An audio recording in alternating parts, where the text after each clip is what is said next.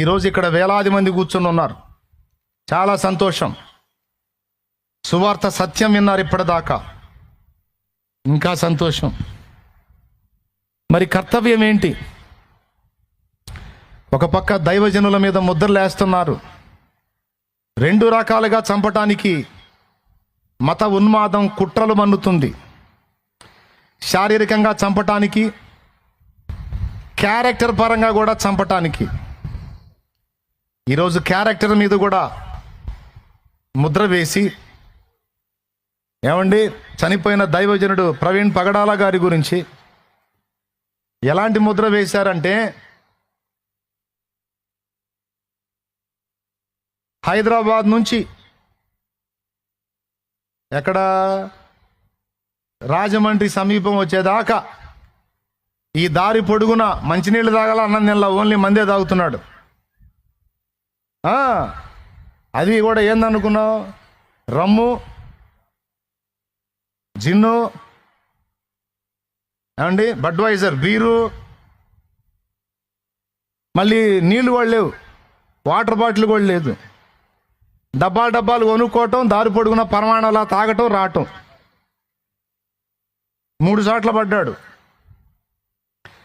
4వసారి వచ్చి అక్కడ పడి బైక్ పైకి లేచి నీట్గా గురిగా ఎక్కడ బ్యాలెన్స్ మిస్ కాకుండా స్ట్రైట్గా వచ్చి ఆయన మీద ఒక దుప్పటి కప్పినట్టు కప్పేసుకుంది బైకు. పాయింట్ గాల సైలెన్సర్ వల్ల లోపల కాలు గాలింది. ఆశ్చర్యక్రియ. దైవజనుడు కదా, అంతే. ఏమండి, హెల్మెట్ గేమ్ గాల, లోపల తల పగిలింది. దైవజనుడు కూడా అంతే.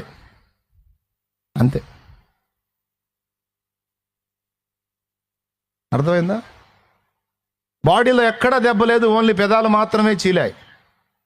దైవజనుడు కదా, స్పెషల్గా దెబ్బలు అంతే, అట్లుంటాయి. మందు తాగడు, మంచినీళ్ళు తాగడు, అన్నం తినడు, బోరికి మందు తాగుతానే వస్తాడు. దైవజనుడు కదా, నీళ్లతో అవసరం లేదు. ఎంత కరడు గట్టిన త్రాగుబోతుగా చిత్రీకరించారంటే, తల దేనికి వేసి కొట్టుకోవాలో అర్థం కావట్లా. అందులో ఆయన ఎందుకు వస్తున్నాడు? డేట్స్ ఇచ్చాడు, వాక్యం చెప్పడానికి వస్తున్నాడు. దారి పొడవునా తాగుతానే వస్తున్నాడు. ఫుల్గా మందేసుకొని బలిపీఠం మీద ప్రభునందు ప్రియులారా అంటాడు అనమాట. ఏమన్నా న్యాయం? యేసు ప్రభుకి ఎలాగ అన్యాయపు తీర్పు జరిగిందో, ఈరోజు దైవజనులకు కూడా అన్యాయపు తీర్పులే జరుగుతున్నాయి. క్రైస్తవులకు అన్యాయపు తీర్పే జరిగిస్తుంది ఈ సమాజం.